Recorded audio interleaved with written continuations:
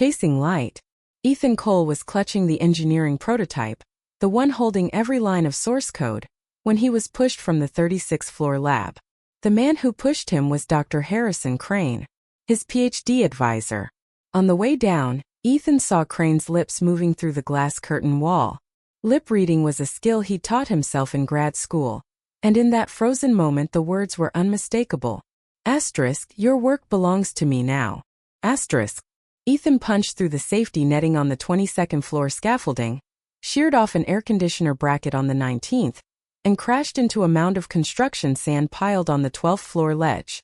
The prototype shattered. So did his spine. The wail of an ambulance rose from far below. Ethan lay in the grit, blood frothing at his lips, 3 fingers of his right hand twitching arrhythmically against the sand. Still typing, muscle memory refusing to quit. Those fingers had written code for 15 years. Now the bones were splintered, the nails torn back. They would never again dance across a keyboard with that breathless, terrifying rhythm. His vision began to tunnel. Just before the dark took him, he heard celebration erupting inside the tower. The research group was popping champagne. They were toasting his system, the Light Chaser L5 autonomous driving platform, which had just passed the final review of a major federal autonomous mobility program. The chief scientist listed on the acceptance report was Harrison Crane. Ethan closed his eyes. He thought he was dead. He wasn't. 12 years later. San Jose, California. Circuit Alley woke to the clatter of electronic components. Stall owners balanced cartons of takeout breakfast burritos in one hand and hammered prices into calculators with 3 fingers, haggling loud enough to boil the entire strip. At the far end of the alley sat a repair stand so small it barely qualified as a business. A folding table, a plastic stool, an oscilloscope, and a few boxes of precision screwdrivers. Taped to the edge of the table was a printed QR code. Next to a handwritten sign in black marker. Asterisk, chip level repair. No fix, no fee. Asterisk. The vendor called himself Silas. The regulars called him Silent Silas, because he almost never spoke. He sat on that stool from dawn till night, bent over customers' fried circuit boards with a magnifying loupe, his soldering iron moving like an embroidery needle. His hands were absurdly fast. Old-timers in the alley would shake their heads and say a guy with those skills ought to be repairing satellites for NASA, not slumming it on a folding table. Silas never answered that. He opened at 7 every morning, closed at 10 at night, knocked out 20 to 30 boards a day, and charged $50 to $200 a pop. It paid for a 90-square-foot room in a crumbling apartment building in East San Jose, plus 3 meals of carnitas and rice. Nobody knew his past. Nobody noticed that every time he finished a board, he'd run a set of bizarrely complex waveforms on his oscilloscope. Those waveforms matched the feature extraction curves of an autonomous driving perception algorithm. He was validating a complete AI architecture one circuit at a time. The framework was called Light Chaser 2.0. Its predecessor was the code that had been inside the prototype crushed on that 12th floor ledge 12 years earlier. The code Harrison Crane had claimed as his own original work. The code that had made him a member of the National Academy of Engineering and turned Crane Autonomous into the most valuable tech company on the planet. Ethan, the man now called Silas, set down his iron and wiped his hands on a rag that had lost its original color sometime in the last decade. On the folding table, a battered tablet streamed a CNBC live broadcast. The camera swept across the dazzling interior of the San Jose Convention Center, where the 2030 Global Smart Mobility Summit was in full swing. Under a massive red banner, Harrison Crane stood on the keynote stage. Behind him, a giant screen looped a promotional reel for the Light Chaser system. A baritone voiceover intoned, Asterisk Light Chaser, America's Pride. The only L5 autonomous driving system in the world with 0 accidents in complex urban environments. Asterisk. 43 CEOs of top global automakers filled the front rows, flanked by transport ministers from a dozen countries. They were applauding. Crane was immaculate in a tailored suit. His hair swept back, the enameled pin of the National Academy of Engineering gleaming on his lapel. He spread his hands to quiet the applause, then spoke in the measured, avuncular cadence of a revered elder statesman of science. 12 years ago, when I wrote the first line of code for Light Chaser in my lab, I knew it would change the world. Conditions were harsh back then. Funding was tight, equipment was outdated, and many people urged me to give up. But I refused, because I believed that we could build the safest autonomous driving system on Earth. Today, Lightchaser is deployed in 62 countries. It has driven over 300 billion miles. It has reduced traffic accidents by 99%. That number represents thousands of days and nights of work by my team. It represents. He paused, his voice catching with practiced emotion. The greatest pride of my life. Another explosion of applause. In the center of the front row, a woman clapped along with the rest. She wore a crisply tailored white blazer, her hair pinned in an elegant twist, discreet pearl studs at her ears. As she clapped, she tilted her head just slightly and exchanged a glance with Crane, the kind of glance shared only by two people who know exactly where the bodies are buried. She was Harrison Crane's wife. She had once been Ethan Cole's girlfriend. Her name was Catherine Vance Crane. 12 years ago, on the night Ethan fell, Catherine had waited 4 hours outside the operating room.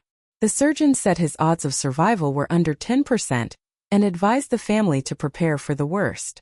She cried until her makeup streaked, clutching Ethan's employee badge so hard the plastic cracked. 3 days later, Ethan stabilized. Catherine never came back. 2 months after that, she became Harrison Crane's academic assistant. 4 years later, she became his wife. Now she was executive vice president of Crane Autonomous, overseeing global market and brand strategy. She had opened the summit with a keynote of her own, delivering a flawless address in polished English about Lightchaser's triumphs, technology, commerce, social responsibility, national pride. She even mentioned the name Ethan Cole in the past tense, with a carefully measured note of disappointment. I want to thank my mentor and my husband, Dr. Harrison Crane, she said from that same stage, her smile immaculate. He taught me not just what real scientific rigor looks like, but also that in this industry, trust matters more than technology. Some people betray that trust. She let the words hang, a sigh of regret for some nameless failed colleague. But Lightchaser was never about one person. It belongs to the entire team. It belongs to everyone who believes in it. The broadcast rolled on. Silas reached over and flipped the tablet face down. He picked up his soldering iron and went back to work. The iron was set to 650 degrees Fahrenheit, hot enough to melt solder, hot enough to burn through skin. His hand was steady. No one watching him would have detected the faintest tremor of emotion. Only he knew that the titanium scaffold in his spine was aching. 12 years, and the hardware still woke up every time the weather turned damp. The summit broadcast continued elsewhere. Crane announced blockbuster news. Crane Autonomous would file for full certification with the Department of Transportation within the month, clearing the way for nationwide driverless deployment and positioning the company to lock down the global market. If he succeeded, Crane Autonomous valuation would top $500 billion, making it the most valuable tech company in history. Wall Street was already frothing. Within 10 minutes of the leak, Crane stock surged 15% on the Nasdaq, adding over $60 billion in market cap in a single day. Crane also announced another piece of stagecraft. He was personally donating 5% of his shares to create the Crane Technology Education Foundation, a philanthropic initiative to fund STEM education in underprivileged communities. On stage, he handed an oversized ceremonial check to a beaming elected official. Cameras flashed in a blinding volley. Dr. Crane is not only a great scientist, but a great humanitarian, the MC crooned. Let's give him another round of applause. Silas finished the last board of the day and started packing up. He folded the table, tucked the stool under his arm, and dropped his tool kit into a worn backpack. The woman who sold phone cases at the next stall called out, "Hey, Silent Silas, closing early?" He nodded without speaking. He threaded through the human current of Circuit Alley and into a narrow, dank side street. The building at the far end was a relic, peeling stucco, exposed rebar, a spiderweb of electrical cables slicing the sky into jagged pieces. His rented room was on the 9th floor. No elevator. He climbed the stairs one at a time. Every step, the titanium in his spine reminded him. By the time he reached the top, he was slick with sweat, but his breathing remained even. He unlocked the door and stepped inside. 90 square feet. A bed. A desk. A chair. A wardrobe. 3 monitors, an oscilloscope, a signal generator, and an automotive radar module that had been gutted down to its silicon bones. On the wall hung a huge world map. Red pushpins marked San Jose, Detroit, Munich, Zurich, Tokyo, and Shanghai. A dense web of string connected them. Next to the map was a photograph of a mangled autonomous test vehicle, its body number clearly legible. CNA 2025-047. It was a Crane autonomous car secretly totaled during a road test in California the year before. The official report blamed human driver error. Silas knew better. He had reverse-engineered the vehicle's black box data and found a deleted log entry. 3 seconds before the crash, Light Chaser's perception module had committed a fatal classification error. It had mistaken a crossing ambulance for background road noise. In other words, Light Chaser never saw the ambulance. 2 test engineers were in the car. 1 dead, 1 critically injured. Crane's team had buried the information under the highest security classification. The wreck was secretly shipped back, cut into scrap metal at the Port of Oakland. The surviving engineer was paid a settlement and bound by a non-disclosure agreement. The family of the dead engineer was told it was human error. Silas knew all this because the surviving engineer was his cousin. 3 months ago, his cousin had shown up in San Jose with 1 leg amputated below the knee and found his older brother working a soldering iron in Circuit Alley. He told Ethan everything: the threats, the doctored reports, the internal data showing that Light Chaser's perception success rate in rain and fog was far below the federally mandated threshold. Then he slid a package across the table. It was a solid-state drive he had secretly pulled from the wreck. It took Ethan a month to recover 37,000 deleted system logs from that drive. Those logs proved that Light Chaser's core perception algorithm had a fundamental architectural flaw. A flaw that was not accidental, but baked into the framework's very foundation. Any system built on that architecture would inevitably produce unpredictable perception failures under certain conditions. And that architecture was the skeleton of the original Light Chaser 1.0, the system Ethan had designed, the system Crane stole. Crane didn't understand the core principles. He had spent years applying patches and cosmetics, never fixing the underlying flaw. To cover it up, he chose the simplest solution: he falsified the test data. The official claim: Light Chaser's perception success rate in complex scenarios was 99.97%. The real number? No higher than 82%. That meant that for every 100 complex decisions, Light Chaser got 18 of them wrong.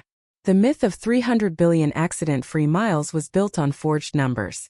Ethan printed every log, bound the pages into a 400-page dossier, and locked it in a suitcase under his bed. Then he made 3 phone calls. The first went to Zurich, Switzerland. "Professor Escher, this is Ethan Cole. I have a question about the quantum decision model in your latest Nature paper. May I walk through an equation with you?" The second went to Austin, Texas. "Walt, no, not that Crane, you Walt, the batch of automotive-grade chips you gave me back in the day, you still have the test data?" The third went to a local number. "Mom, I can't come over for dinner next week. There are some things I need to take care of." He hung up, powered on his oscilloscope, and began dialing in an intricate waveform. Peaks and valleys flickered at blinding speed, encoding a stream of numbers that only he could read. Those signals represented the core architecture of Light Chaser 2.0, the perception model he had spent 12 years refining inside his own head, validating with an oscilloscope probe and a soldering iron in the gaps between customer repairs. Mathematically, it was finished. Light Chaser 1.0 had been a hybrid of deep learning and rule-based logic, designed to solve Level 4 autonomy. Light Chaser 2.0 was something else entirely. A paradigm built on quantum computational principles, fusing perception, decision, and control into a single indivisible system. If Light Chaser 1.0 taught a car how to see the road, 2.0 taught it how to think. At the heart of the framework was an innovation Ethan called the light cone prediction model. It didn't predict what would happen in the next second. It predicted every possible next second, then chose the optimal path within the cone of illuminated futures. It was like switching on a flashlight in the dark. Whatever the beam could reach, the system could plan for. The seed of this idea had been the only inheritance the shattered prototype left him. In the years he spent lying in a hospital bed, he reassembled those blood-smeared fragments of code piece by piece inside his mind.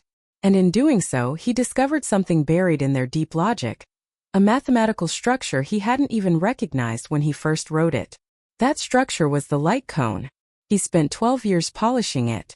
In that 90-square-foot room on a folding table in Circuit Alley, in the unsleeping hours of 1,000 nights, he tuned every detail with the patience of a watchmaker. He knew that the moment this thing saw daylight, the entire autonomous driving industry would be forced to rewrite its rulebook. But he waited, because he needed the right moment. And now that moment was here. After the summit broadcast ended, he turned off the tablet and sat in the dark for a long while. Then he pulled the suitcase from under his bed, worked the combination lock, and removed a manila envelope. Inside was a photograph of him and Catherine Vance. On the back were 2 lines of handwriting. The first was his. "When you finish your degree, let's get married." The second was hers. "Okay." He turned the photo over and looked at it for a while. Then he picked up a lighter and touched the flame to one corner. The fire spread quickly. The picture curled, charred, and crumbled to ash in the ashtray. He didn't hate Catherine. He had, during those first months after he woke up, hated her for never coming back, for marrying Crane, for standing in the light that was stolen from him. But eventually he understood. She had simply made the choice she was always going to make. She was never the kind of person who would crawl through the abyss with him. She only wanted to stand in the light. And Harrison Crane was the light, even if that light was stolen. 3 days later, San Jose Convention Center. The final day of the 2030 Global Smart Mobility Summit had arrived. The headline event was the release of the Global Autonomous Driving Safety White Paper, a document spearheaded by Crane Autonomous and co-signed by 20 major automakers and 3 elite university transportation institutes. Its conclusion was emphatic. In the era of L5 autonomy, human drivers were the greater risk, and governments should accelerate legislation to remove human drivers from the road. This was a document that could reshape global industrial policy. Security was at its highest level. 3,000 people packed the main auditorium, with journalists crammed into the aisles. On both sides of the stage, colossal LED screens streamed real-time data from Light Chaser. Millions of crane-equipped vehicles moving through cities across the world, each one a pulsing point of light. The effect was hypnotic. The ceremony began on schedule. Harrison Crane strode onto the stage as a surge of orchestral music swelled. He wore a suit even sharper than before, an American flag pin now fixed to his lapel beside his insignia. He bowed deeply to the audience and began his address. The speech was long. He touched on the American century of innovation, the moon landing, the rise of Silicon Valley, the moral imperative of technology, his own journey from a cramped university lab to the pinnacle of global industry. Every word had been workshopped, calibrated to thrill lawmakers, excite investors, and move journalists to tears. He was mid-sentence. "Let the world see what American ingenuity can achieve," when the auditorium lights flickered. Then both giant LED screens went black. Everyone assumed a technical glitch. Few nervous chuckles. Staff jogged toward the AV booth. Crane paused, smiled, and said, "Looks like our systems could use some optimization," drawing an easy laugh from the crowd. The screens did not recover.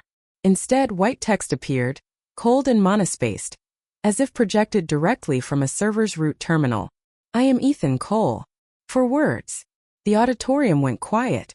Not because the name itself meant anything to the younger attendees. Most of them had never heard of Ethan Cole. They went quiet because Harrison Crane, standing center stage, had gone the color of dead ash. His fingers locked onto the edges of the lectern. The text continued scrolling. Asterisk, "I didn't die. 12 years ago, my PhD advisor, Harrison Crane, stole my Light Chaser algorithm and pushed me off the 36th floor of our lab. He took my technology, my name, my future, and my fiancée. Asterisk, today I'm here to take back what is mine." A murmur began to spread through the hall. Younger reporters frantically searched Ethan Cole on their phones. What they found made them inhale sharply: news reports from 12 years ago, authorship disputes in academic journals, the mystery of the brilliant grad student who had fallen and then vanished from public life. The buried history was surfacing in real time. Crane spun toward the wings and screamed into his headset, "Kill the screens! Whoever is doing this, kill them now!" The screens ignored him. They began displaying documents. First, a scanned patent application, dated September 14, 12 years ago, 1 week before Ethan Cole's fall. The invention title read, Hybrid Architecture Full Scene Dynamic Perception and Decision System. The inventor listed, Ethan Cole. Next, a patent application filed by Crane Autonomous later that same year. The title was nearly identical. The inventors listed, Harrison Crane and Catherine Vance. Then came the lab notebooks, page after handwritten page, projected onto the giant screens, each bearing Ethan Cole's signature and a date. The earliest was from 15 years ago. The latest was dated 4 days before the fall. The entire evolutionary path of the light chaser algorithm was laid out in those yellowed pages, from the first neuron to the complete perception network. Any graduate student in computer science could see that the true originator of this system could only be one person, Ethan Cole. Crane's legs began to tremble. He turned to the front row, searching for Catherine. Her face was equally white, but a shred of composure remained. She mouthed a single word at him, lawyer. The screens weren't finished. After the documents, a video began to play. It showed a man in an office sitting at a desk facing the camera. He looked nervous. On the desk in front of him was a document with a cover sheet that read Non-Disclosure Agreement. The man was Kevin Miles, once a junior research assistant in the lab where Ethan and Crane had worked. Kevin spoke into the lens. I can testify that Dr. Harrison Crane ordered me 12 years ago to delete all of Ethan Cole's experimental data. He also had me alter the lab's access logs, changing the timestamp of Ethan's entry to after the fall had already happened. Kevin's voice was shaking, but every word was deliberate, as if he had been holding them inside for over a decade. I was scared of losing my job, so I did what I was told, but I kept a copy of the original access log. He held up a USB drive. This drive contains records that prove Harrison Crane was on site at the exact time Ethan Cole fell. The auditorium erupted. Young reporters surged toward the stage, microphones thrust forward. Dr. Crane, is this true? Did you steal Ethan Cole's work and push him off that building? Crane stumbled backward until his shoulders hit the backdrop. His mouth worked, but no words came. His mind was racing on a single panicked loop. Asterisk, why is Kevin Miles still alive? We paid him off, we sent him to Canada, asterisk. The answer. Kevin had indeed gone to Canada. And then he had lost every cent of that payoff in a Vancouver casino. He was broke, desperate, and alone when a lawyer representing something called Abyss Capital found him and made him an offer he couldn't refuse, $3 million, plus immunity from prosecution, in exchange for his testimony and his evidence. Kevin delivered his final line to the camera. Ethan, I didn't have the courage to stand up for you 12 years ago. Today, I'm giving you back the truth. The video cut to black. Silence thick and absolute. Then a voice from the back of the hall. A man's voice, low and even, not loud, but it pierced the silence like a needle. Thanks, Kevin. Every head turned. The rear doors of the auditorium were open. A man in a washed-out button-down shirt stood there, holding a plastic document folder. He was lean, hollow-cheeked, his hair cropped short and flecked with gray at the temples. But his eyes were bright, too bright for someone who had spent 12 years in the abyss. He walked toward the stage. The crowd parted around him. When he passed Catherine Vance, his stride didn't slow and his gaze didn't shift. But she saw his face, the face that had haunted her dreams for 12 years. It was older now, thinner, harder. The champagne flute slipped from her fingers. The shatter of glass was piercing in the hush. Amber liquid splashed across her expensive white blazer. She didn't notice. Her eyes tracked the back of that figure, and her lips opened, closed, opened again. A single word came out, barely a whisper. Ethan. He didn't look back. He walked to the center of the stage and stood face to face with Harrison Crane. Crane was half a head taller, yet he seemed to shrink. Sweat poured down his forehead, streaking the carefully composed image of statesmanlike gravitas. Ethan set the document folder on the lectern, untied the string, and pulled out a thick sheaf of paper. He didn't look at Crane. He addressed the audience. These are the real accident records for the light chaser system. 3 years of crashes caused by algorithmic failure. He opened the first page. April 2027, Interstate 5. A crane autonomous test vehicle failed to identify an animal carcass on the highway. It swerved violently and rolled over. 2 occupants were seriously injured. The official report blamed driver error due to road debris. He turned to the next page. November 2028. Highway 101 in the Bay Area. A disabled truck on the shoulder was misclassified as a stationary roadside fixture. The system didn't initiate an avoidance maneuver. Rear-end collision. 1 fatality. The official report said the truck failed to place proper warning markers. Another page. June 2029, Palo Alto, California.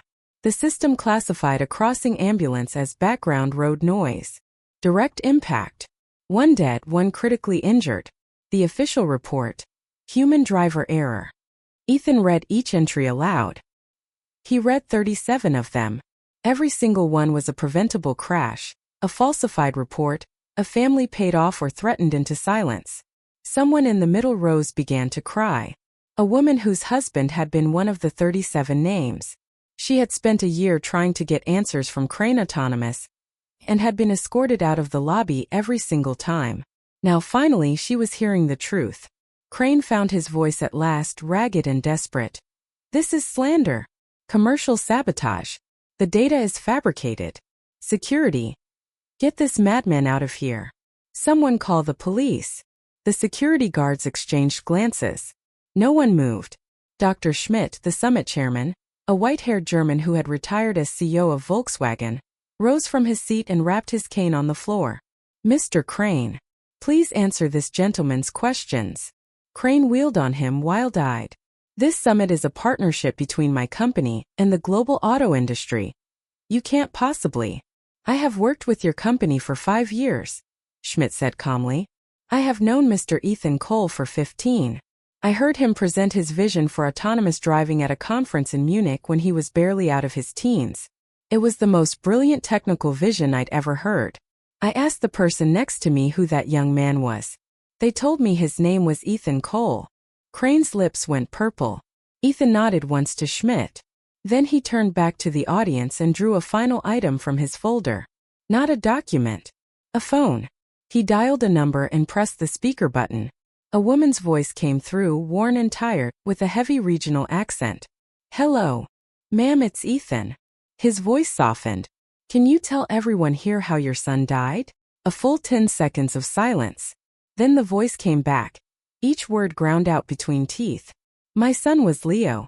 He was a test engineer for Crane Autonomous. Last June, he was in a crash during a test in California. The company told us he made a mistake. She stopped. When she continued, her voice was trembling. Then Ethan came to see me. He showed me a data report. It was right there in black and white. The system didn't see the ambulance. It wasn't Leo's fault. It was the system. My Leo never made mistakes. He was a good boy. The line crackled with a muffled sob. Harrison Crane. I hope you rot for what you've done. The call ended. For a long beat, the hall was silent. Then someone began to clap. A young engineer in a black hoodie, sitting in a corner, stood up and clapped with tears streaming down his face. The person beside him stood. Then another. Then rows and rows from the back to the front, 3,000 people rising to their feet in a wall of sound that shook the rafters. The applause wasn't for a success story. It was for the truth. Crane shattered. He stumbled backward, tripped over a cable and crashed onto the stage floor. He tried to push himself up, but his legs wouldn't hold. He gave up, sitting in a heap, gasping for air. Sweat and tears smeared together, stripping away every last trace of the distinguished academic. Ethan didn't look at him again. He spoke to the journalists.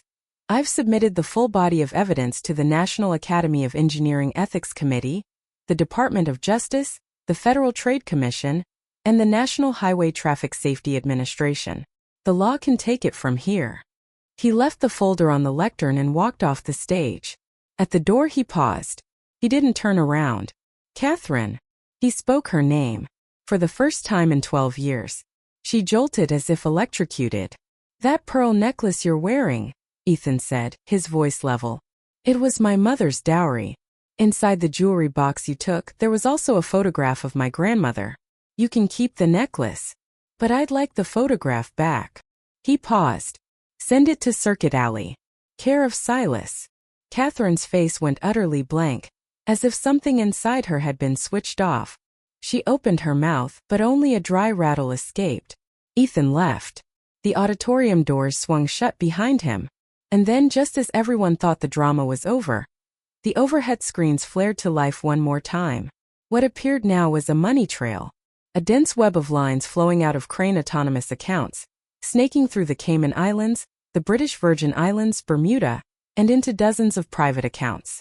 Each account was labeled with a name: Crane's relatives, Catherine's parents, Crane's mistresses, several former government officials. Total amount: 4.27 billion euros. A final line of red text burned onto the screen. This data has been transmitted simultaneously to the SEC, the FBI, and the Internal Revenue Service. Then the screens went dead. The auditorium sat in stunned silence for 10 full seconds. And then every phone in the room lit up at once. Bloomberg terminals, CNBC, Wall Street Journal push alerts. All the major financial platforms screamed the same headline in the same instant. Crane Autonomous Group under emergency SEC investigation for systemic data fraud. Criminal charges expected. In the 90 seconds after that alert hit, Crane Autonomous shares went from $178 to $92. Volume exploded past 300 million shares, briefly overwhelming the Nasdaq's matching engine. Market makers scrambled to catch the avalanche of sell orders, but they couldn't. Every single sell order had originated from one fund, Abyss Capital. 3 weeks earlier, that same fund had quietly amassed a massive position in Crane Autonomous put options, worth over $1 billion.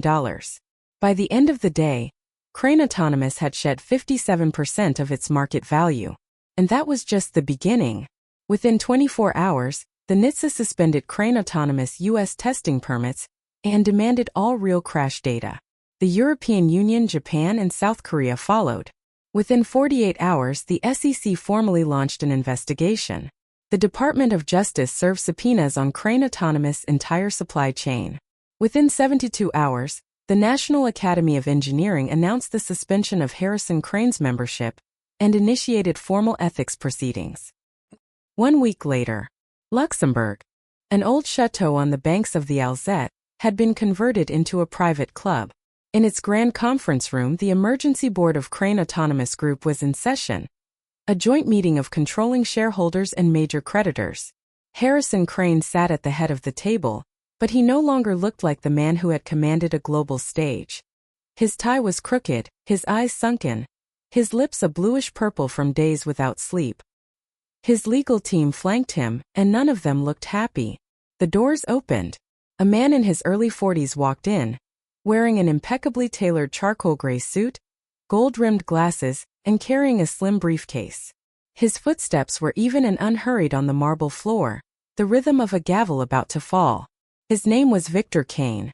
He was Abyss Capital's lead counsel, and one of the top 3 cross-border commercial litigators in the world.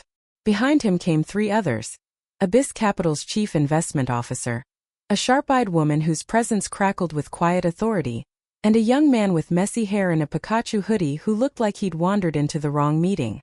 When Crane saw the young man in the Pikachu hoodie, his face somehow turned even whiter. He recognized that face. Evan Cole, Ethan's younger brother. At age 12, Evan had hacked into a state education department's servers just for fun.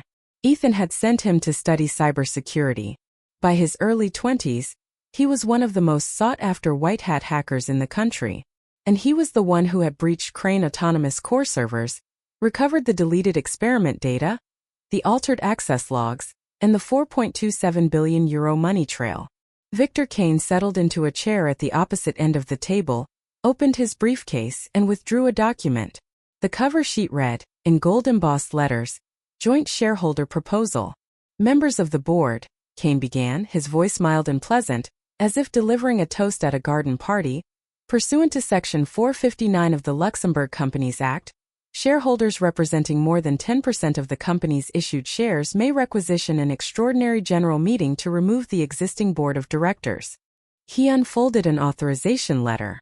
Currently, the signatories to this authorization collectively represent 31.6% of Crane Autonomous Group's total equity. 11.2% from the European Pension Federation, 8.4% from Temasek Holdings of Singapore, 5.3% from Abyss Capital, the remainder from 7 institutional investors, details enclosed. He laid the letter flat on the table. Crane's gaze fell to the signature at the bottom of the page. His pupils contracted. It was a handwritten signature in black ink, the strokes spare and strong. Ethan Cole. Crane's head jerked up. Impossible. How can he represent these shareholders? Where did he get the money? Kane did not answer directly. He removed a second document from his briefcase. This is a disclosure of Abyss Capital's ownership structure, filed with the Luxembourg financial regulator. The sole beneficial owner of Abyss Capital is Mr. Ethan Cole. As for where the money came from, Kane adjusted his glasses. The light glanced off the lenses. 12 years is a long time. Long enough for a man to build the most valuable algorithm in the world from scratch. Long enough to register 146 patents in 37 countries under a secondary identity, to funnel every licensing fee into different offshore accounts, and to consolidate them all here in Luxembourg under one name. Mr. Cole refers to this process as. He paused, meeting Crane's eyes with the faintest smile. His revenge fund. The room was deathly still. Crane's face went from purple to corpse gray. He remembered what he'd said on that summit stage. 12 years ago, when I wrote the first line of code for Light Chaser. The truth was, Crane had written some lines of code 12 years ago, peripheral test scripts, nothing more. He'd never even touched the core architecture. The man who wrote the first real line of Light Chaser was the same man Crane had thrown off a building. He had assumed that was the end of it. That the acceleration of gravity, the unyielding concrete, and the fragility of the human spine would shatter a genius along with his dignity. He was wrong. That genius hadn't shattered. He had spent 12 years in the abyss honing a blade. And now that blade was at Crane's throat. Kane produced a third document, thicker than the first two, wrapped in a red confidential sleeve. He didn't open it, just set it on the table and tapped it lightly with his finger. This contains a portion of the evidence we are prepared to use in criminal proceedings. Recordings of Mr. Crane ordering the deletion of experimental data. The original access log showing the timestamp manipulation. Bank records documenting bribes paid to certain regulatory officials. We will be submitting these materials to the appropriate authorities in due course. Today, I merely wish to offer the board a preview, so that the gravity of this proposal is fully understood. Crane started gasping for air, clutching at his chest like a fish on a dock.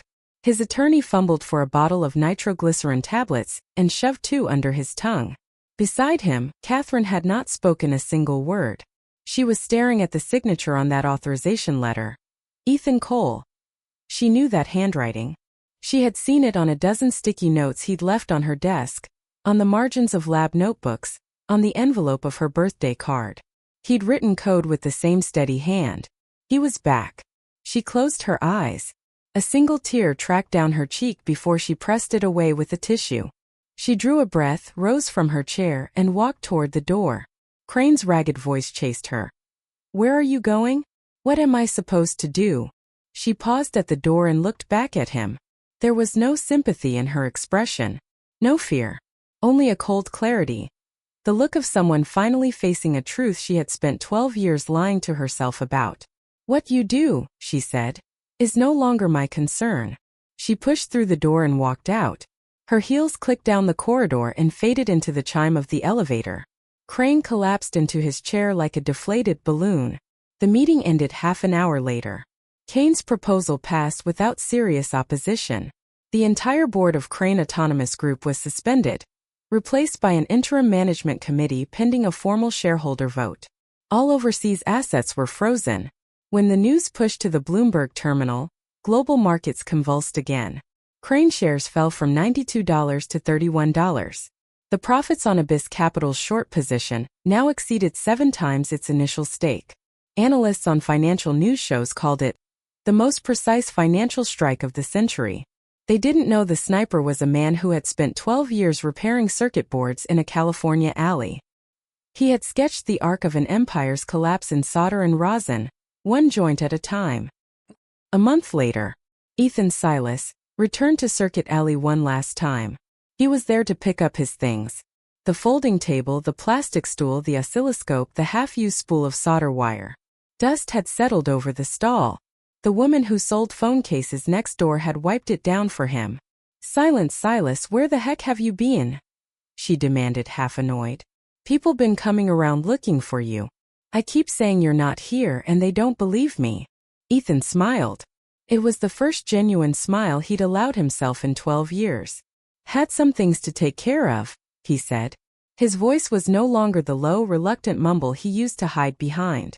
"And you don't have to call me Silent Silas anymore. My name is Ethan. Ethan Cole." She squinted. "Ethan Cole. That's right. Well, all right then, Ethan. You got a nice voice, you know that? Why'd you never talk before?" He didn't answer.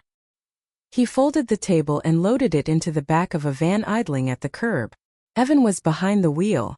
In the back seat, an older woman sat dabbing her eyes with her apron. Their mother. After Ethan fell, her hair had turned white overnight. 4 years she had spent every weekend at the rehab ward, pushing Ethan's wheelchair from the first floor to the 12th and back again. The doctors said the spinal damage was permanent, that he would never walk.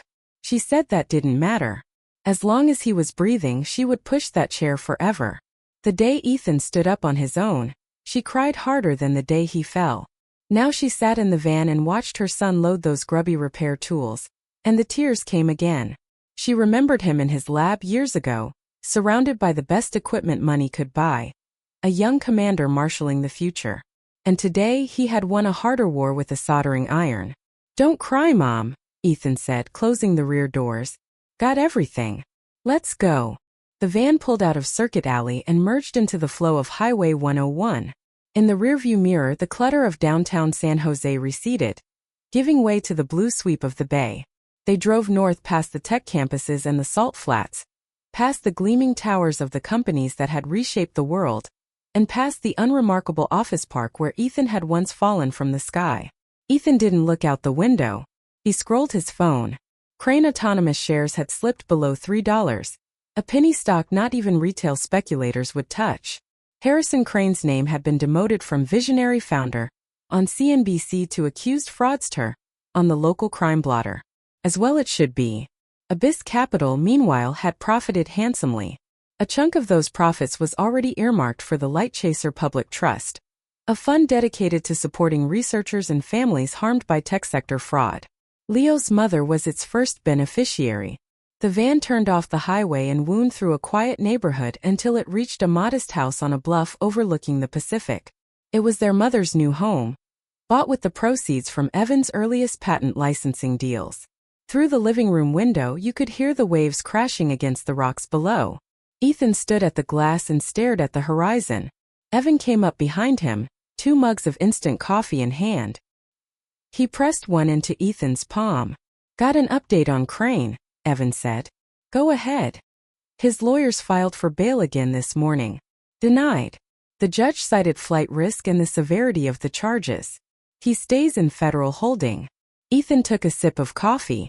Evan went on. "Catherine flipped. She's cooperating with the DOJ, gave up details on how they destroyed evidence. She got a plea deal, time served plus probation, no travel outside the country." "And the others?" "The former CTO. He was picked up in Canada. Extradition's been fast-tracked.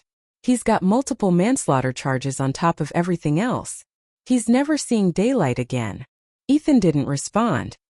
He watched a white sailboat drift across the bay. The sun was warm, the salt breeze clean, the coffee just hot enough. 12 years. He had waited 12 years for this. And now that it was here, he found the feeling wasn't the fiery catharsis he'd imagined. The rage that had kept him awake on 1,000 nights had quietly receded, like a tide pulling back from the shore. What was left was not triumph, but an immense open stillness. As though he had finally finished a very long book, and when he turned the last page there was no victory cry, only a quiet exhale of relief. "Hey Ev." "Yeah. Tomorrow. Let's open source Lightchaser 2.0. Evan blinked. "All of it? Bro, you spent 12 years. "I know," Ethan cut in. "That's exactly why we can't keep it buried in the abyss anymore." He drained the last of his coffee and set the mug on the windowsill. We release it. Full source. Anyone in the world can use it, modify it, build on it. No licensing fees. Only one condition. What? His gaze drifted back to the seam where the sea met the sky. Any system built on LightChaser 2.0 must publish its complete accident data and perception success rates. No falsification. No omissions. If anyone violates that condition, we permanently revoke their license and publish their non-compliance record globally. Evan whistled low. Bro, you're gonna strip every data-faking car company naked. Ethan didn't answer. He was thinking about Leo. About the 37 people on his list. About the woman who had wept on the phone in front of the whole world. Technology wasn't supposed to be a weapon. Algorithms weren't supposed to be wrapped in lies. That was the reason he had written the first line of LightChaser, in a cramped lab a lifetime ago. And 12 years after the fall, after conspiracy and betrayal and an ocean of silence, that reason had finally arrived unbroken, at the place it was always meant to be. He pulled out his phone and texted Victor Kane. Prep the unease hearing materials. Let them know the full LightChaser 2.0 validation dataset will be open for public review. Also he typed a line, deleted it, retyped it. Set up a visit. I want to see the wreckage of vehicle 047. Message sent. He set the phone on the windowsill and walked to the couch. His mother had dozed off, a faint smile on her face. Her hair was completely white now, but in sleep she looked more peaceful than she had in years. Ethan draped a blanket over her and sat down beside her, closing his eyes. Outside, the surf rolled in steady and relentless, like a song that never ended. 3 years earlier, Zurich. A cold rain fell across the campus of ETH Zurich. In the administrative building, a small meeting room on the 3rd floor held 2 people, and a secret that would eventually redraw the map of global autonomous driving. Professor Johann Escher, director of ETH's Institute for Artificial Intelligence, was 63 years old, with a shock of white hair and a spine as straight as a surveyor's rod. His gray-blue eyes were sharp as a hawk's. He had been one of Europe's earliest researchers in autonomous driving, a titan in the intersection of quantum computing and AI. He didn't publish often, but when he did, the paper landed like a depth charge. The man sitting across from him wore a thrift store puffer jacket with a broken zipper held together by a paperclip. His hair was cropped short, his cheekbones high, his frame whip-thin. He sat with his hands on his knees, posture straight but unassuming under Escher's gaze. On the table between them lay a manuscript, about 80 pages. The title read, Non-Deterministic Decision Models in Dynamic Environmental Perception, Using Quantum Superposition States. Escher had read it 3 times. The first time, he assumed it was some overambitious grad student's crank paper. 3 pages in, he sat up. By page 10, he was sweating. By page 40, he had taken his glasses off and wiped them 4 times. After the first full read, he canceled all his meetings for the day. After the second, he called the number the man had left him. You're the author of this? The man nodded. Your academic background? Who was your PhD advisor? Where did you train? What journals have you published in? The man was silent for a moment. Then he unzipped his jacket, lifted his sweater and turned around. From his shoulder blades to his lumbar spine, a long surgical scar ran down his back. The scar was old, but the marks were still vivid. The rough suture tracks, the ridges of scar tissue, the symmetrical fixing points of titanium hardware along his vertebrae. This was not an operation scar. This was what a body looked like after it had fallen from a great height and been reconstructed over multiple surgeries. Escher inhaled sharply. The man lowered his sweater and straightened his jacket. My name is Ethan Cole. I worked on autonomous driving 12 years ago in the United States. I had an accident, spent 3 years in a hospital bed. I didn't finish my PhD, and I've never published in a journal. But I've had 12 years. Escher was quiet for a long time. He thought of something his own advisor had told him at MIT 40 years ago. In this field, Escher, the real geniuses don't need recommendation letters. Their papers speak for themselves. This paper spoke. The quantum superposition decision model it described lifted autonomous perception out of the classic since judge execute pipeline, and into an entirely new dimension. Instead of selecting one decision among many, the system held all possible decision paths in superposition, performing probabilistic computation until the optimal solution naturally collapsed. It was as if a driver's brain, eyes, hands, and feet all acted simultaneously. Instinct and reason fused into one. Escher himself had imagined such an approach, but in 15 years he'd never been able to derive a viable mathematical framework. And this gaunt man across from him had done it, in a 90-square-foot room, with a second-hand oscilloscope and a soldering iron. "Do you want to publish?" Escher asked. "I can recommend it to Nature Machine Intelligence. The originality is strong enough for a fast-track cover review." "No," Ethan said. "I don't want to publish." Escher stared. "Then why are you here?" "Because of Light Chaser." From his bag, Ethan produced a thick dossier and placed it next to the manuscript. It contained every public piece of data on Crane Autonomous Light Chaser system, test results, technical white papers, patent filings. Every page was covered in red ink annotations, circling contradictions in the data, fractures in the logic chain, parameters that had been deliberately blurred. "I need your help," Ethan said. "Light Chaser has a fatal architectural flaw, and all its data has been falsified. But in my current position, no one will believe me." Escher leafed through the annotations, his expression darkening by the page. When he reached the comparison data on perception success rates, his hand stopped. "Where did you get this?" "I calculated it myself," Ethan said. "Over the last 2 years I've pulled the radar modules from every Light Chaser-equipped vehicle I could get my hands on. I reverse-engineered their raw perception data using my oscilloscope. Crane Autonomous claims 99.97% success in complex scenes. My measurements put the real number at no more than 82%. Escher's fingers tapped the table 4 times, his tell when making a grave decision. Then he stood, walked to the window, and watched the rain intensify. "Do you understand what this implies? It means every person driving a Light Chaser vehicle is gambling with their life." Escher turned. "Ethan, if I help you, I put my institute at enormous risk. Crane Autonomous is a publicly traded giant with deep partnerships across the European auto sector. The capital interests behind it are a labyrinth. If I publicly challenge them, my funding could be gutted." "I know," Ethan said. "That's why I'm not asking you to challenge them publicly." He stood and drew a USB drive from his jacket pocket, one of those cheap $10 sticks with a piece of medical tape stuck to the casing. On the tape, written in ballpoint pen, were 2 words: "Light Cone." "This drive contains the full reverse engineering data on Light Chaser, along with my technical analysis of the original architecture's flaws. One day, if Crane Autonomous is investigated for data fraud, Anise will need an independent third-party technical assessment. I'd like you to be the one who provides it." Escher looked at that cheap USB drive for a long while. Then he reached out and closed it in his palm.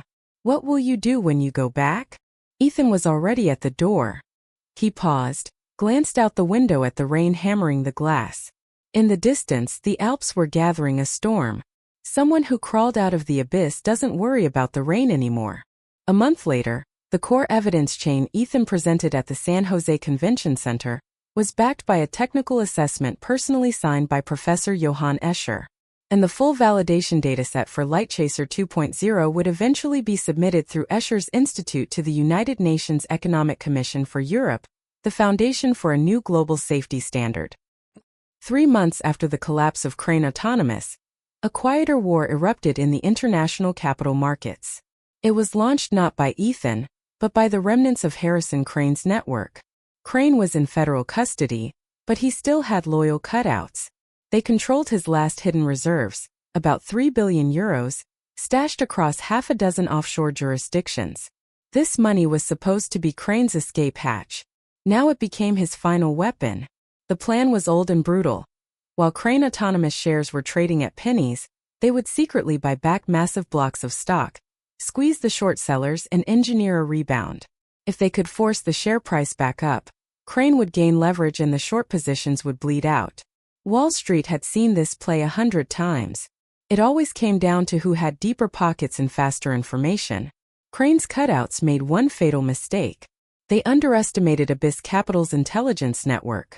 6 hours into the buyback operation, Victor Kane already had a complete copy of their execution plan on his desk. The leak came from an anonymous whistleblower, a former Crane financial controller who had been stiffed on years of promised bonuses. He recognized Ethan Cole's name in the news, realized he was just another person Crane had chewed up, and sent a one-time email to Abyss Capital's public inbox at 3 in the morning. Kane woke Ethan with a phone call. They're trying a short squeeze. 3 billion euros in 3 waves. The first wave already launched in Frankfurt. They want to pump the stock from 2.40 euros to above 8 euros in 3 days. Ethan was silent for 3 seconds. Let them pump. Let them. Yes. Every euro they push it up costs them 300 million. 3 billion won't get them to 8. When they're out of ammo we move. Kane understood immediately, then frowned. But if they do manage to push it high enough and retail piles on, we could be caught in a squeeze. Abyss could blow up. It won't, Ethan said. Have Evan traced their actual cash locations. I suspect their 3 billion isn't fully liquid. Some of it's probably stuck in a Bermuda regulatory hold. If we can jam the release. Kane's eyes lit up. You want to freeze their funding with legal filings. Ethan had already hung up and dialed another number. An hour later, the Bermuda Monetary Authority received an emergency petition to freeze suspicious fund movements from a trust linked to Harrison Crane. The petitioner was a Luxembourg-based investment company, claiming an unresolved creditor dispute that would cause irreparable harm if the funds were released. The company's sole shareholder was a Liechtenstein-based subsidiary of Abyss Capital. The Bermuda court issued its emergency ruling within 24 hours, freeze for 72 hours. 72 hours was all Ethan needed. Meanwhile, Evan had breached the encrypted communications system Crane's cutouts were using. He pulled their entire trade book, all orders, all accounts, all funding schedules. The most explosive detail. Of the 3 billion euros earmarked for the buyback, 1.2 billion euros came from a secret loan extended by a Middle Eastern sovereign wealth fund. The loan's condition: if Crane shares didn't recover above 10 euros within a month, the fund could seize Crane autonomous core European assets for pennies on the dollar. In other words, Crane was leveraging what remained of national wealth to prop up his personal survival. Ethan handed the intel to Miranda Shaw. Miranda wasn't a lawyer or a hacker. She was the real architect behind Abyss Capital's trading desk.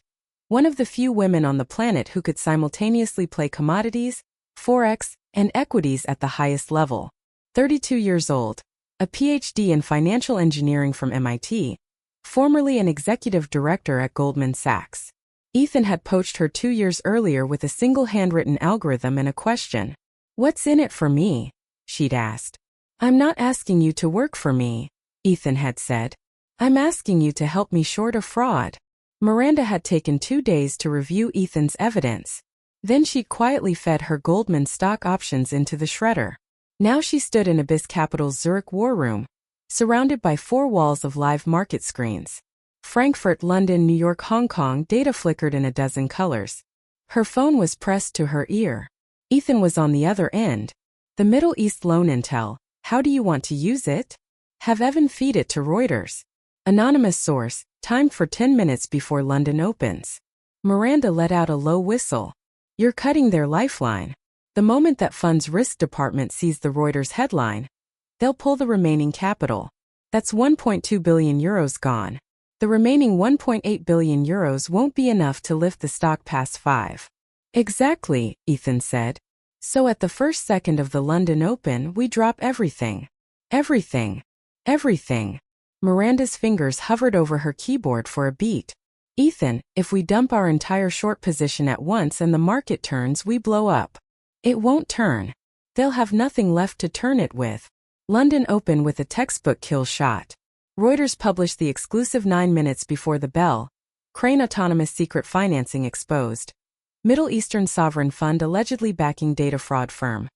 The story was granular to a vicious degree: loan terms, fund flows, even the name of the sovereign fund's CEO. The market reaction was instantaneous. The sovereign fund's PR team issued a statement within 5 minutes, carefully worded to say they were reviewing the matter. In trading floors, that kind of statement meant one thing: the money was leaving. Then London opened. In the first minute, Miranda dropped 10 million shares of Crane stock into the market. Appetizer. Minute 2 she added 30 million more. By minute 5, all of Abyss's associated accounts were firing at full capacity, total short volume. 120 million shares. Crane shares, which the buyback team had painstakingly nursed up to €5.60, cratered. €5.40. €5.10. €4.70. €4.20. Every support level shattered like drywall. The market makers' stabilizing bids vanished into the void. Inside their own war room, Crane's cutouts were screaming. Their traders scrambled to absorb the selling, but a third of their funds were frozen, the rest were bleeding, and the sovereign fund had gone silent. The €1.2 billion hole was impossible to fill. Crane shares bottomed at 80 cents. Then Abyss Capital started covering. Total profit. 10 times the initial estimate. When Wall Street analysts reconstructed the trade, they called it surgical. But the story wasn't over. Even as Abyss covered its shorts, Ethan used 3 shell companies to quietly buy back Crane stock at the 80 cents floor price. By the time Crane's people realized what had happened, Abyss Capital had become the largest creditor of Crane Autonomous Group, having bought the company out from under its founder with the proceeds of its own destruction. When Ethan walked into that emergency shareholder meeting in Luxembourg as the controlling creditor, the remaining Crane loyalists surrendered. They knew the war was lost. Not to deeper pockets, but to 12 years of silence and patience. The financial blitz was eventually written up as a case study at Harvard Business School. The epigraph page quoted Ethan Cole. The market is never short on clever people. It's short on people who can wait 12 years. Miranda Shaw, interviewed by The Economist, added her own footnote. He didn't win because he was patient. He won because he understood something the rest of us forget. When you've been in the abyss long enough, you see the shape of the light before anyone on the surface does. The legal collapse of Crane Autonomous Group proceeded in lockstep with its financial disintegration. Victor Kane's legal team launched coordinated suits across 3 countries in 6 jurisdictions: patent theft, trade secret misappropriation, aggravated battery, data fraud, securities fraud, and a dozen other charges. The defendants included Harrison Crane, multiple senior executives, and associated suppliers and auditors. The decisive battle took place in Luxembourg. Crane had chosen Luxembourg as his global headquarters precisely because its corporate law made cross-border litigation slow and difficult. His lawyers believed it was their fortress.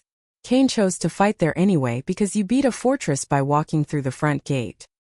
His weapon was Article 712 of the Luxembourg Companies Act.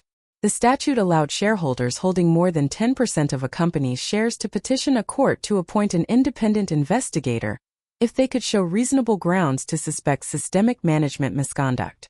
Once an investigator was appointed, the targeted executives were automatically suspended, and the company's assets automatically frozen. It was a nuclear option. The evidentiary bar was punishingly high. Petitioners had to convince a judge that the misconduct was not isolated or minor but systematic and severe. Kane had spent a year preparing. He and a team of 12 lawyers had combed through every public filing Crane Autonomous had made in 7 years.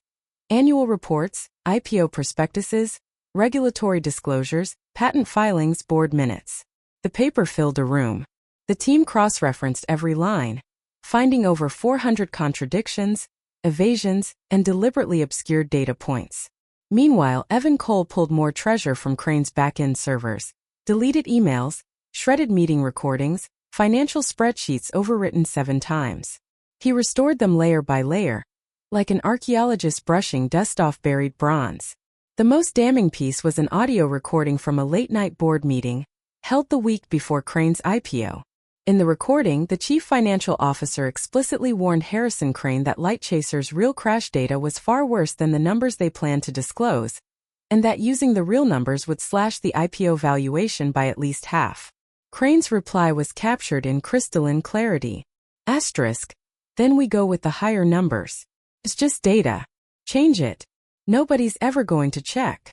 The recording had been made by that same CFO. He was fired shortly after the IPO, his severance clawed back. He sat on the recording for 5 years, too scared to use it, until a lawyer representing Abyss Capital found him. In exchange for the recording and his testimony, he received a full immunity agreement. All he had to do was tell the truth. The hearing in Luxembourg's commercial court lasted 3 days. Crane's team hired the country's most celebrated corporate litigator, a man whose hourly rate reportedly topped €1,200. On the first day, he gave a virtuoso performance, citing procedural fairness, defendants' rights, international comedy, and the sanctity of business confidentiality. When it was his turn, Victor Kane did one thing. He played the recording. The voice of Harrison Crane filled the oak-paneled courtroom. Asterisk, it's just data. Change it. Nobody's ever going to check. Asterisk. Kane pressed stop and said to the bench, Your Honor, the petitioner rests. The €1,200 an hour litigator closed his binder without another word, shook his head at Crane's family representative, and walked out. The judge ruled from the bench. Independent investigator appointed, global assets frozen, the existing board suspended. Crane shares fell another 40% in the final 10 minutes of trading, closing at 42 cents. From a peak of $178 per share to 42 cents, Crane Autonomous Group had vaporized more than 99.7% of its market value in less than 2 months, a record for the fastest collapse of a global technology company in history. The independent investigator appointed by the court was Professor Johann Escher of Zurich. Kane had quietly suggested Escher's name during pre-hearing discussions with the court, a world-renowned expert who already understood the technical depths of the fraud. Escher's team spent 3 weeks inside Crane Autonomous server rooms, imaging every storage device, including scrap drives that had been marked for destruction. Their final report ran to 1,200 pages and documented, in forensic detail, the full scope of the company's data fraud, patent theft, and safety cover-ups. The report was submitted to UNIS, the SEC, the NHTSA, the European Commission, and Interpol. The criminal proceedings moved swiftly after that. Harrison Crane was sentenced to 25 years in federal prison on 11 counts, including aggravated battery, theft of trade secrets, data fraud endangering public safety, and money laundering. His personal assets were seized to compensate victims and defrauded researchers. Catherine Vance Crane received a 3-year suspended sentence with probation, factoring in her post-arrest cooperation and the evidence she provided. Her career was over. The National Academy of Engineering stripped her of all affiliated honors, multiple journals retracted papers she had co-authored, and she was permanently blacklisted from the global autonomous driving industry. The former CTO was extradited from Canada after a year-long legal battle. He faced charges including involuntary manslaughter, evidence destruction, and perjury. His mental state collapsed during the extradition flight. He was sentenced to 20 years. Other senior Crane executives received sentences ranging from 3 to 15 years. The company was fined $6.2 billion and held fully liable for civil damages to all crash victims and their families. On the day the verdicts were announced, Ethan sat in his living room overlooking the Pacific and watched the news feed. The camera showed Harrison Crane in an orange jumpsuit, handcuffs glinting under the courtroom lights. The face that had once radiated authority on global stages was hollow and gray. Behind him in the gallery, the families of the 37 victims held up photographs of the people they had lost. Ethan turned off the TV. He walked to the window and watched the white sailboat trace its familiar path across the bay. The sun was warm. The salt breeze was clean. He texted Evan. *tomorrow. Push Lightchaser 2.0 to GitHub. Full open source. Every last file. Then he added. In a comment. The first line of every source file. Same line. Evan replied instantly. What comment? For everyone who guarded the light in the abyss. Message sent. Ethan put the phone down and picked up a folder Victor Kane had delivered that morning. It contained the charter for the Lightchaser Public Trust, seeded with $10 billion of Abyss Capital's trading profits. The trust had 2 missions: to support researchers and families harmed by technology fraud, and to fund free smart assistive devices for people with disabilities in low-income countries around the world. Its first beneficiary was Leo's mother. The second round of beneficiaries was every victim family from the 37 crashes. No application required. Each would receive a no-strings-attached payment and a printed letter. The signature at the bottom of that letter was 2 words: Ethan Cole. He'd said it was a debt he owed. If he had stood up sooner, if he had exposed the flaws before the fall, some of those people might still be alive. He hadn't. So he owed them an apology, and he owed the world an accounting. 6 months later, the full source code of Lightchaser 2.0 went live on GitHub. The platform's servers crashed 3 times in the first 30 minutes. Developers from 170 countries flooded the repository, downloading, compiling, deploying, testing, generating more traffic than any open-source release in history. Ethan wrote a short message on the repository's homepage. It wasn't a technical note or a license summary. It was a letter. 12 years ago, I wrote the first version of this system. I called it Lightchaser. It was stolen, corrupted, and turned into a weapon. I was thrown into the dark. Asterisk. In the years that followed, I did one thing. I took Lightchaser apart and rebuilt it from the subatomic level up. I rewrote it 4 times. And out of the wreckage grew Lightchaser 2.0. Asterisk. If you are reading this, and if you have ever been betrayed, defrauded, or robbed of what you built, I want you to know something. Stay in the abyss long enough and you become it. But you can choose not to. You can choose to climb out and build something that makes the world worth living in. Asterisk. That's what I chose. Asterisk. This code is yours now. May you find your own light. Asterisk. The signature was a single name, Ethan Cole. And on the screen of every developer who cloned that repository, the first line of every source file printed the same initialization comment, the closing message Ethan had handed to the world. For everyone who guarded the light in the abyss. 1 year later. Palo Alto, California. Stanford University, Packard Hall. Ethan Cole stood at the lectern. Behind him, the screen showed a live view of the Lightchaser 2.0 open-source repository. He wore a plain dark gray shirt, sleeves rolled to his forearms, the old scar from the fall visible across the back of his right hand.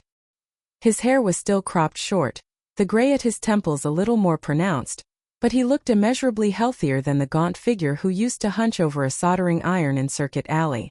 Stanford's Intelligent Systems Lab had invited him to give a lecture on open source and autonomous driving safety. The lab director's invitation had read, 12 years ago we owed you a dissertation defense. We hope you'll still consider standing at a lectern. Midway through, a student in thick-rimmed glasses raised a hand. Mr. Cole, Crane stole Lightchaser 1.0 from you, and now you've open-sourced Lightchaser 2.0 to the whole world. Aren't you afraid someone will misuse it again? Ethan considered the question. Someone once asked me if I still hated Harrison Crane. He said. I did for a long time. But in the abyss you learn that hatred is heavy. You carry it every day and it never helps you walk faster. It only wears you out. Eventually I understood something. The best revenge against Crane wasn't to destroy him. It was to let the world see that what he stole, I could do better. What he broke I could rebuild.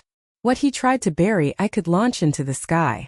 I open-sourced Lightchaser 2.0 not to prove I'm some kind of saint. I did it to make a point. Nobody gets to monopolize the light. Technology shouldn't be locked in a vault. Algorithms shouldn't be monetized with human blood. They should be like sunlight and air. Available to everyone. And if someone tries to use this system to do harm again. He paused, the corner of his mouth lifting almost imperceptibly. They're going to be very disappointed. Because I embedded what I call an ethical kernel. It records every decision path irreversibly. Anyone who tries to use this system to lie will leave fingerprints they can't erase. I call that feature Harrison Crane's regret. The hall broke into laughter and applause. After the lecture, an elderly professor with a cane made his way to Ethan and studied his face for a long moment. You're better than your advisor ever was. Ethan didn't correct him. He just took the old man's hand. Thank you. But I'm not interested in comparisons. I only want one thing. To make sure there's never another Ethan Cole in this industry. That evening he walked across the Stanford campus. 12 years earlier he'd been here as a promising young researcher, the star of his advisor's lab, certain the world was his. Now he walked the same paths with gray in his hair and titanium in his spine, and his eyes were brighter than they'd ever been. His phone buzzed. Miranda. *Anisa's new global autonomous safety standard, just went into effect. Lightchaser 2.0's perception model was adopted as the reference benchmark. Congrats! Asterisk. He smiled and sent back a thumbs up. Another message from Evan. Asterisk bro, Crane saw the news about the open source launch in prison. Apparently he didn't eat all day. Guard said he just stared at the ceiling and kept saying the same thing over and over. Asterisk. What? Asterisk, he actually open sourced it. He really open sourced it. Asterisk. Ethan didn't reply. He pocketed the phone and kept walking. The street lamp stretched his shadow long across the old stone paths of the quad, mingling with the shadows of students hurrying past. Someone recognized him and whispered to a friend, "Wait, is that Ethan Cole? The guy who fixed circuit boards for 12 years and then..." The friend tugged their arm. "Don't be weird. He's Professor Cole now." Ethan heard it. He didn't look back, but the corner of his mouth curved upward. Yeah, he was Professor Cole now. Not Silent Silas. Not the ghost of the genius who fell. Not the Avenger who rebuilt an empire from a folding table in a San Jose alley. Just Ethan Cole. That was enough. He walked out the main gate and onto University Avenue. The autumn ginkgo leaves were thick on the ground, blazing yellow under the streetlights. He walked through them, the soft rustle like time cracking and healing under his feet. His phone buzzed one more time. Victor Kane. Asterisk final appeal denied. Crane's conviction upheld. 25 years. Asterisk. Ethan typed a short reply. Understood. Then he hailed a cab. The city streamed past the window as the car merged onto the 101, a river of taillights flowing into the dark. His phone screen lit with a notification from the Lightchaser Public Trust. The fund had just delivered its first batch of smart prosthetic devices to 43 rehabilitation centers in 17 countries. Over 30,000 people had already received help. The update included a photo. A young girl in a rural clinic, standing for the first time on a pair of intelligent prosthetic legs, grinning so hard it looked like her face might split. Ethan looked at that photo for a long time. Then he locked his phone, leaned back against the headrest and closed his eyes. Outside the window, the city where he had fallen and risen again sped toward the dawn. And the man who had spent 12 years chasing the light had, at last, become it.